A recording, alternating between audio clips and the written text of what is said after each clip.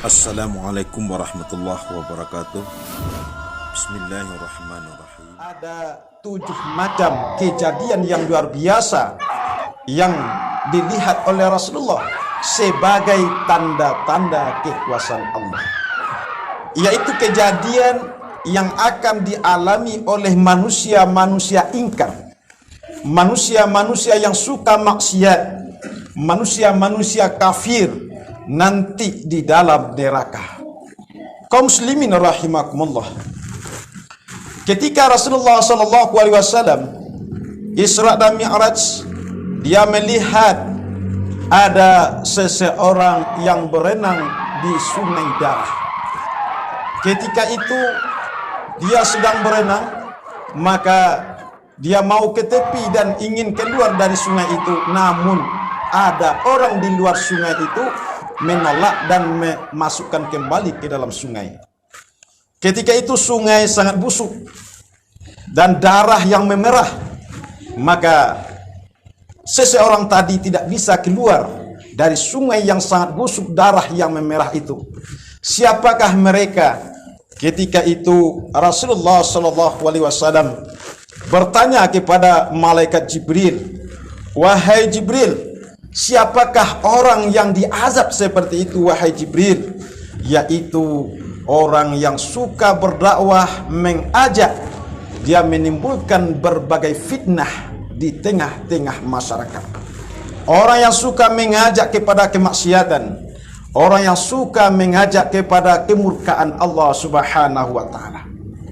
Kemudian yang kedua, Rasulullah SAW juga melihat seorang atau sebuah kaum, di mana kaum itu dia selalu menyulurkan lidahnya. Dia ulurkan lidahnya sampai panjang, kemudian dia gunting dengan gunting terbuat dari besi api neraka. Kemudian lidah itu mengeluarkan darah dan nanah, sehingga mengeluarkan busuk yang sangat busuk. Maka semakin dia gunting, akhirnya lidah itu tetap menjulur keluar terus. Maka Rasulullah bertanya kepada malaikat Jibril, "Wahai Jibril, siapakah itu ya wahai Jibril?" Maka malaikat Jibril mengatakan, "Itulah gambaran umat engkau, azab yang akan mereka dapatkan nanti di neraka, yaitu mereka orang-orang yang suka fitnah, orang yang suka mengadu domba."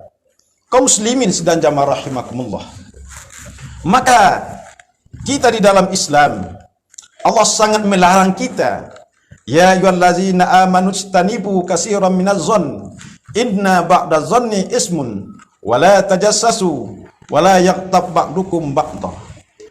Wahai orang-orang yang beriman, jauhilah olehmu dari berprasangka yang buruk, dan janganlah kamu mencari-cari kesalahan orang, dan janganlah kamu saling mempergunjing daripada orang lain. Inilah yang akan menyebabkan timbulnya fitnah, dan azab yang kita sampaikan inilah yang akan kita peroleh kita nanti di akhirat kelak ketika di nerakanya Allah Subhanahu wa taala. Orang yang suka bergunjing dan memfitnah, maka dia akan mendapatkan azab seperti ini. Kemudian yang ketiga adalah ada orang yang seorang perempuan atau seorang laki-laki yang punya kuku panjang. Kukunya itu terbuat dari tembaga yang sangat runcing. Kemudian dia berusaha mencakar dan mencakar rambutnya, kepalanya dan mukanya. Maka Rasulullah bertanya kepada Jibril, "Wahai Jibril, siapakah orang itu ya wahai Jibril?" Maka Jibril menjawab, "Itulah gambaran umatmu manusia, di mana mereka akan mendapatkan azab seperti itu apabila mereka suka melakukan selagi di dunia orang yang suka bergunjing." Kaum muslimin sedang jamaah rahimakumullah, apa beda gunjing dan fitnah? Seseorang yang membicarakan keadaan orang lain, maka itu disebut dengan gunjing. Sedangkan fitnah adalah seseorang yang membicarakan orang lain sesuatu yang tidak dia perbuat, sesuatu yang tidak ada pada dirinya, maka itulah fitnah. maka fitnah lebih kejam daripada pergunjingan. Al fitnatu asyaddu minal qatl. Fitnah itu lebih sangat, lebih bahaya daripada pembunuhan, kata Rasulullah SAW. Kemudian yang keempat, orang yang selalu saling memakan daging yang busuk. Di samping itu ada daging yang harum, daging yang bagus, maka tetapi dia selalu menginginkan daging yang sangat busuk itu. Siapa mereka? Merekalah orang yang suka selingkuh. Dialah orang yang selalu bermain perempuan. Dia punya istri, dia punya anak perempuan, tetapi dia tidak pandang, tetapi dia memperturutkan hawa nafsunya. Kemudian yang kelima adalah orang-orang yang berjalan di suatu jalan, kemudian ada sebuah batang kayu yang menghalangi. Setiap dia lewat dari batang kayu itu, maka pakaian dan dirinya terbakar. Lalu Rasulullah bertanya kepada Jibril, siapakah mereka wahai Jibril? Merekalah orang-orang yang suka menghalangi kebaikan, orang yang suka menghalangi dakwah Islam, orang yang suka menghalang-halangi kebenaran dan aturan-aturan Allah di atas permukaan bumi ini. Yang sangat kita khawatirkan pada hari ini adalah Islam yang mulia itu pada hari ini mulai dicabik-cabik, dikocak-kacirkan oleh orang yang penghalang kebenaran. Mereka berbuat di balik jabatan, mereka berbuat di balik tanggung jawab dan amanah yang mereka lakukan. Kemudian yang keenam adalah ada sebuah kaum di mana kaum itu mereka berusaha memecahkan kepala mereka. Mereka pukul kepala mereka. Mereka sampaikan dan mereka pukuli dan mereka pukulkan kepala mereka kepada batu dan tonggak. Siapakah mereka wahai Jibril? Kata Rasulullah. Kata Jibril, itulah gambaran umatmu, orang yang tidak suka beribadah, orang yang tidak suka mengabdi, orang yang selalu mempertukan hawa nafsu, lupa dengan Allah. Kaum muslimin sedang jamaah rahimakumullah. Sementara Rasulullah SAW ketika Isra dan Mi'raj, Rasulullah Isra dan Mi'raj dilatar belakang dengan Amul Husni, tahun kesedihan. Diperjalankan oleh Allah Subhanahu wa taala mendapatkan hadiah salat. Apa gunanya salat? Salat adalah untuk menenteramkan batin, menenangkan jiwa, dan untuk menyelesaikan segala persoalan yang mengakibatkan kesusahan, penderitaan dari batin dan pikiran manusia. Aqimus salata li zikri. Ala bi zikrillah tatmainnul qulub.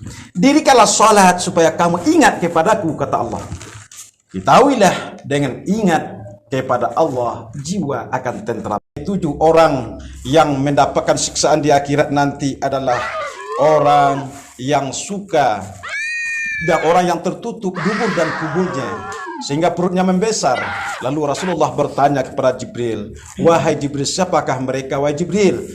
Lalu Jibril menjawab, itulah gambaran umatmu, orang yang suka memakan makanan yang haram. Perutnya membesar, maka semakin besar, akhirnya dia merasa lelah dan gelisah. Rasulullah pernah menyatakan, kullu lahmin nabata minal haram, fannaru awla biha. Orang yang selalu ingat mati tentu mempersiapkan kehidupan sesudah mati. Memahami bahwa ada lagi kehidupan setelah mati. Bekal kehidupan setelah kematian bukanlah harta yang berlimpah, rumah yang mewah, perhiasan yang berkilo-kilo, dan sejenisnya. Bekal yang hanya berlaku adalah amal kebaikan. Maka setiap manusia pasti menemui kematian. Kematian adalah akhir dari segala-gala dalam kehidupan di dunia yang fana ini. Setiap makhluk Allah akan mati. Manusia, jin, setan, tumbuh-tumbuhan, binatang, malaikat yang pencabut nyawa, dan akhirnya akan mengalami kematian. Dan akhirnya hanya Allah yang tinggal satu-satunya. Sebagaimana firman Allah Subhanahu wa taala di dalam surat Al-Anbiya ayat 35. Kullu nafsin za'iqatul maut wa nabluwannakum bisyarri wal khairi fitnatun wa ilaina turja'un. Setiap nyawa, setiap jiwa pasti akan merasakan mati. Kami yang akan menguji kamu dengan keburukan dan kebaikan sebagai cobaan yang sebenar-benarnya, dan hanya kepada kamilah kamu dikembalikan.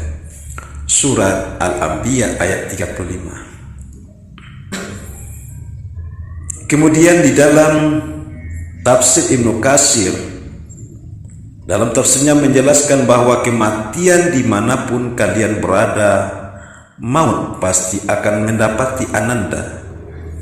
Maka jadilah Ananda orang-orang yang selalu berada dalam ketaatan kepada Allah dimanapun Ananda berada, sesuai dengan apa yang diperintahkan oleh Allah, karena sesungguhnya hal ini lebih baik bagi Ananda, sebab maut pasti akan menjemput tanpa bisa dielakkan.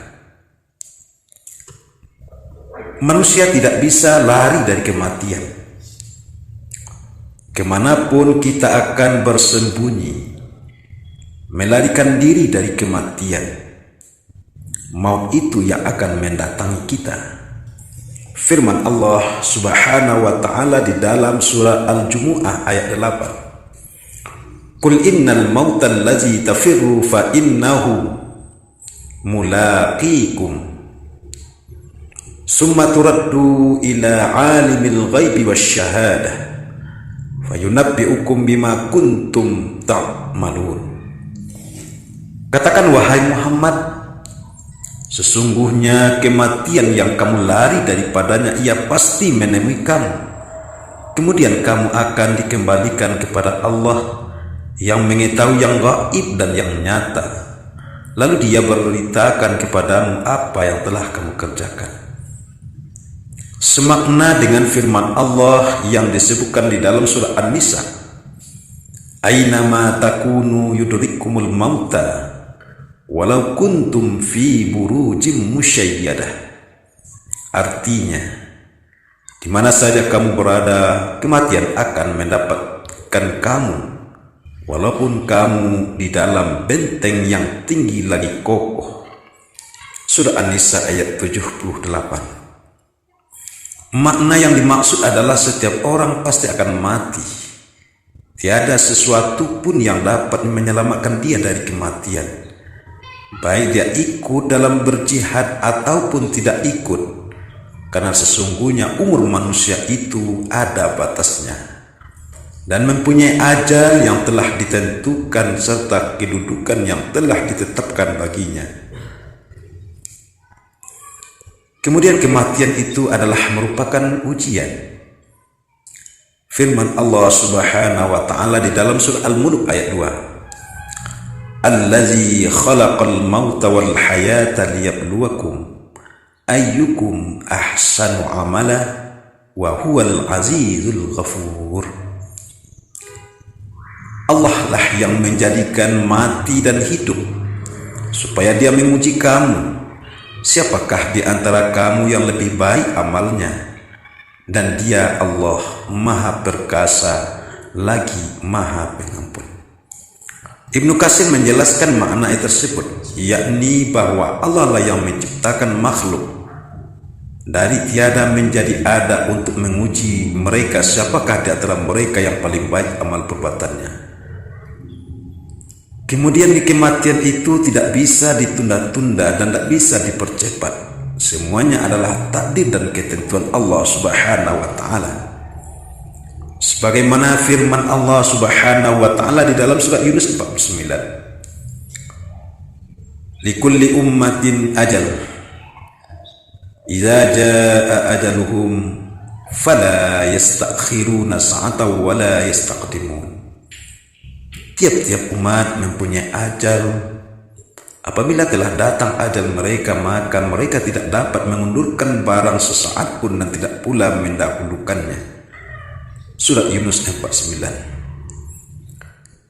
Setiap generasi mempunyai batas usia yang telah ditentukan bagi mereka, dan apabila batas usia itu telah habis masanya, maka mereka tidak dapat mengundurkan ajal itu sesaat pun dan tidak pula dapat mendahulukannya. Kemudian kematian itu hanya Allah yang mengetahuinya. Itu adalah kekuasaan dan ketentuan Allah. Tinggal hanya manusia menunggu dan menunggu kapan ditetapkan oleh Allah atas kematiannya.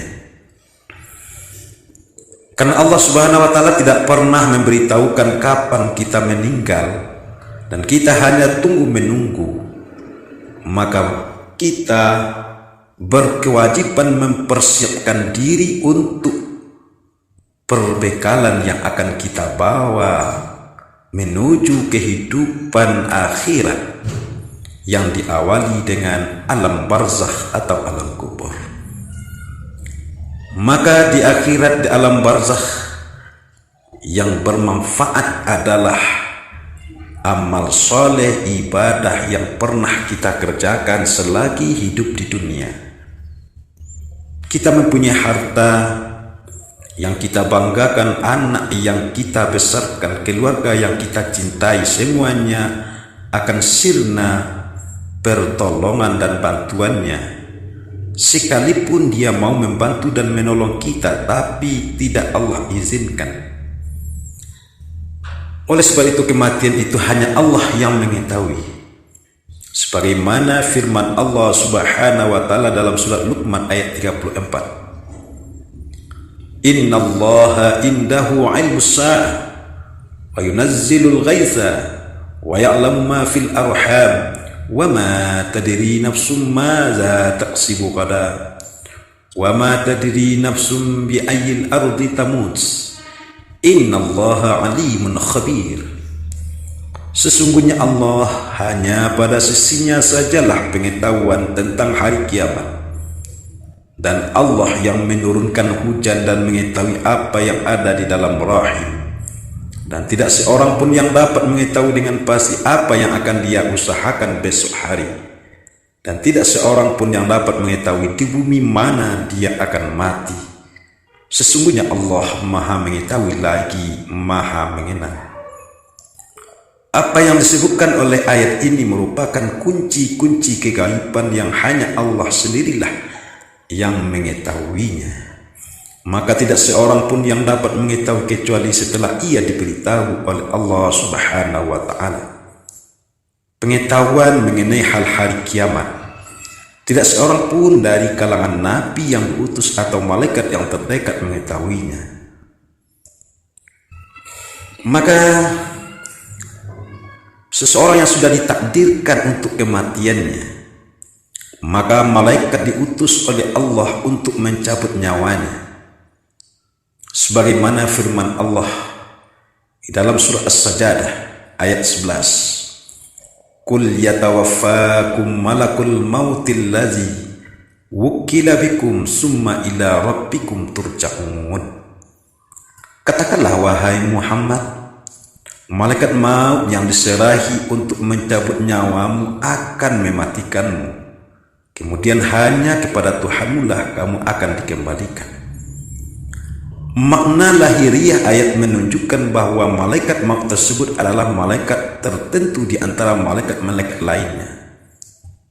Disebutkan di dalam sebuah hadis yang menyebutkan bahwa para pembantu malaikat maut mencabut roh dari semua bagian tubuh, dan manakala roh telah sampai di tenggorokan orang yang bersangkutan, barulah malaikat maut yang mencabutnya. Kemudian manusia sebelum dicabut oleh Allah yang diwakili oleh malaikat mencabut roh, maka sebelumnya tentu semua manusia pasti mengalami sakratul maut. Sakarat artinya mabuk, maut artinya mati, artinya mabuk di saat hampir mati. Maka di saat manusia sakratul maut, segala amal dan perbuatannya dan kebiasaan yang pernah dia biasakan di saat itu kembali menghantui dan terbayang apa yang pernah dia kerjakan. Itulah yang akan tersebutkan di saat dia sakratul maut. Kalau seseorang biasa menyebut zikir, baca Al-Quran, serta bertasbih berdoa kepada Allah, maka ketika sakratul maut itu, maka itulah yang mereka baca. Tetapi apabila perbuatan dan kata-kata kotor yang sering dia ucapkan dan lakukan, maka perkataan kotor dan perbuatan itulah yang sering terucap di bibirnya. Maka manusia ketika sakratul maut, kata Rasulullah SAW, matan nasu mata bi ma'asyihim, matinya manusia, keadaan manusia mati sesuai dengan kebiasaan yang pernah dia lakukan selagi sehat, selagi hidup. Maka sakratul maut itu pasti akan datang. Firman Allah Subhanahu wa taala di dalam surat Qaf ayat 19. A'udzubillahi minasyaitonir rajim. Bismillahirrahmanirrahim. Wa ja'at sakratul maut bil haqq. Zalika ma kunta minhu tajtahi. Dan datanglah sakratul maut dengan sebenar-benarnya. Itulah perkara yang kamu selalu lari daripadanya. Tafsirnya, inilah yang hal kamu tidak dapat melarikan diri daripadanya, yaitu kematian, dan tidak dapat pula mengelak darinya. Kematian yang kamu selalu lari daripadanya, menjauhkan diri, kini telah datang menjemput dirimu. Sebagaimana firman Allah Subhanahu wa taala, kematian seseorang itu tidaklah menyenangkan, tetapi kematian seseorang itu sangat-sangat mengerikan. Sebagaimana firman Allah Subhanahu wa taala, kalla idza balagatit taraqi wa qila man raq wa zanna annahu al-firaq wattaffatis saqu bis-saq ila rabbika yawma idzinil masaq. Artinya, sekali-kali tidak apabila napas seseorang telah sampai ke kerongkongan dan dikatakan kepadanya, siapakah yang bisa menyembuhkan? Dan orang-orang yang tengah sakrat itu meyakini bahwa sesungguhnya itu adalah waktu perpisahannya dengan dunia. Dan bertautlah betis kanan dengan betis kiri saat dicabut rohnya. Kepada Tuhanmu lah kamu pada hari itu dikirim. Ayat Allah Subhanahu wa taala itu menceritakan keadaan seseorang meregang nyawa dan hal-hal yang mengerikan yang terjadi di saat itu. Semoga Allah meneguhkan kita dengan kalimat yang teguh. Kemudian ketika sakratul maut itu sudah datang kepada kita, penderitaan demi penderitaan yang sangat getir dan sangat menakutkan. Seseorang tidak dapat mempertahankan ruhnya. Sebagaimana firman Allah Subhanahu wa taala dalam surah Al-Waqiah 83 sampai 87. Falaula idza balaghatil hulqun wa antum hina idzin tanzurun wa nahnu aqrabu ilaihi minkum walakin la tubsirun. Falaula in kuntum ghaira madinin tarji'unaha in kuntum shadiqin. Artinya, maka mengapa ketika nyawa telah sampai di kerongkongan, padahal kami ketika itu melihat dan kami telah dekat kepadanya, daripadamu, tetapi kamu tidak melihat. Maka mengapa jika kamu tidak dikuasai oleh Allah, kamu tidak mengembalikan nyawa itu kepada tempatnya, jika kamu adalah orang-orang yang benar. Surah Al-Waqiah 83-87. Ayat ini menceritakan betapa ngerinya kalau nyawa manusia sudah sampai di tenggorokannya. Keluarga-keluarga yang hadir datang hanya untuk melihat dan menyaksikan peristiwa tersebut sebagai pertemuan terakhir.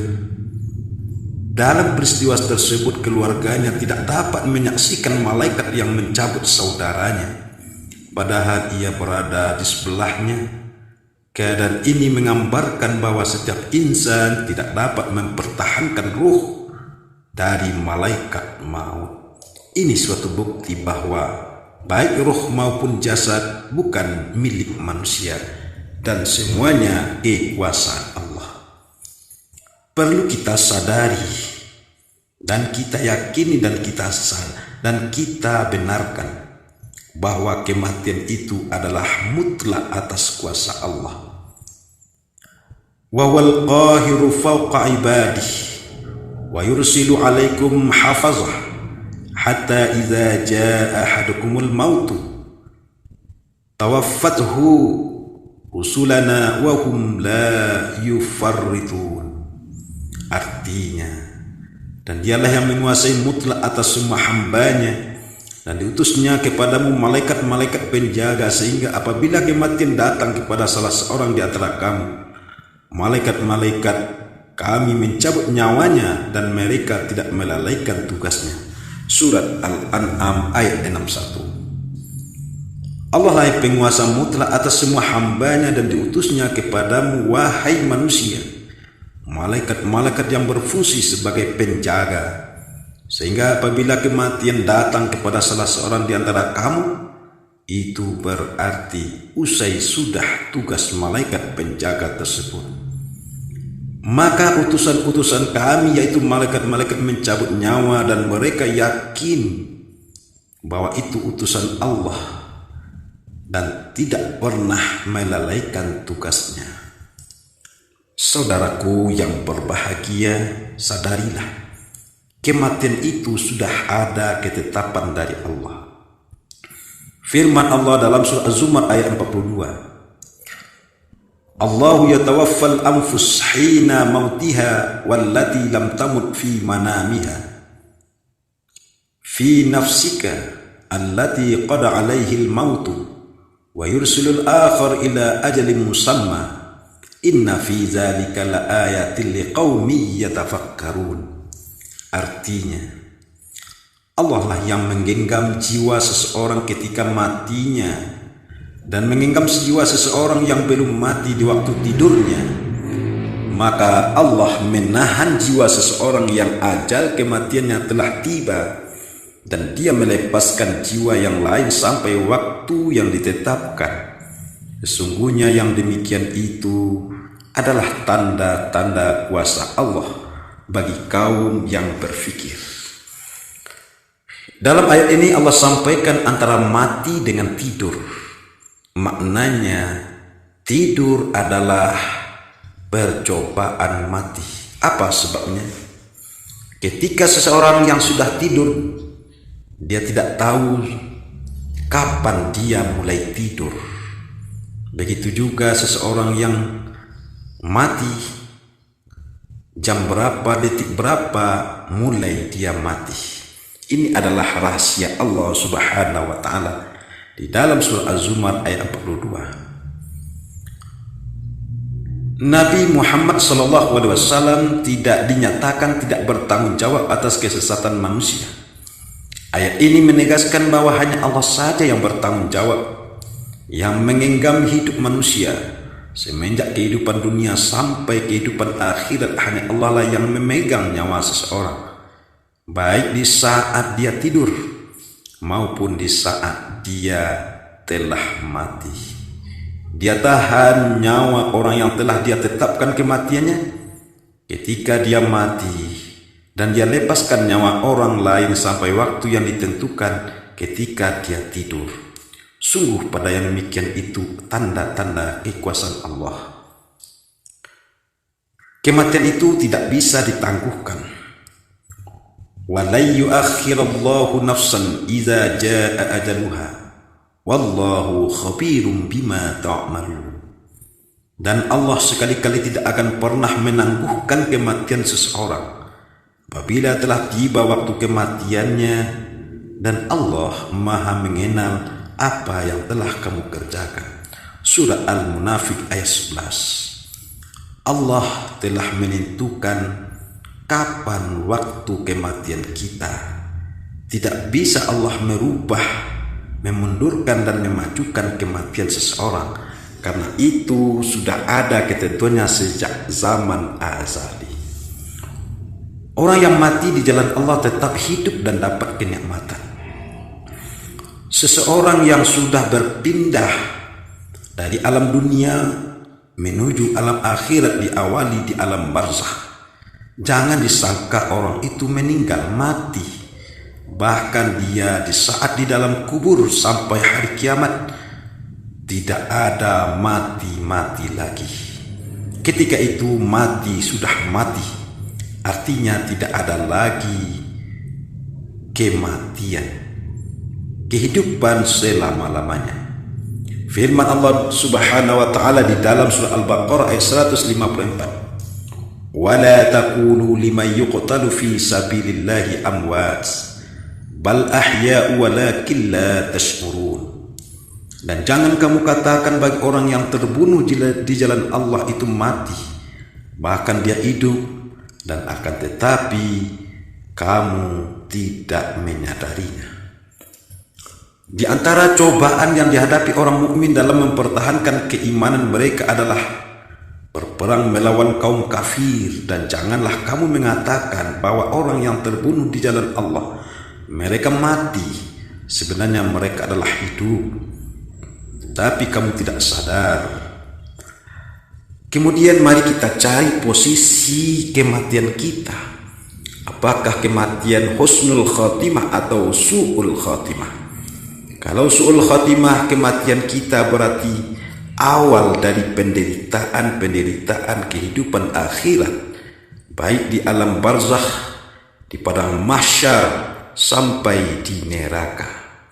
Maka orang beriman diwafatkan dalam keadaan baik, sebagaimana firman Allah Subhanahu wa taala dalam surah An-Nahl ayat 32. Allazi yatawaffahumul malaikatu tayyibin yaquluna salamun alaikum udkhulul jannah bima kuntum ta'malun. Orang-orang yang diwafatkan oleh para malaikat dalam keadaan baik, para malaikat berkata kepada mereka, salamun alaikum, masuklah kamu ke dalam sorga disebabkan apa yang telah kamu kerjakan. Surat An-Nahl ayat 32. Mereka yang mendapat anugerah dari Allah berupa surga-surga yang indah diwafatkan oleh para malaikat dalam keadaan berbuat baik. Di akhirat mereka yakin bahwa malaikat mengatakan kepada mereka, keselamatan atas kamu, kedamaian bagi Ananda. Masuklah ke dalam surga yang telah Allah siapkan untuk kamu karena apa yang telah kamu kerjakan berupa amal baik di dunia. Saudara-saudaraku, kematian itu memang sangat-sangat ditakuti oleh manusia bagi orang-orang yang tidak mempersiapkan diri untuk itu. Namun kematian itu tak perlu kita takuti, tak perlu kita lari daripadanya.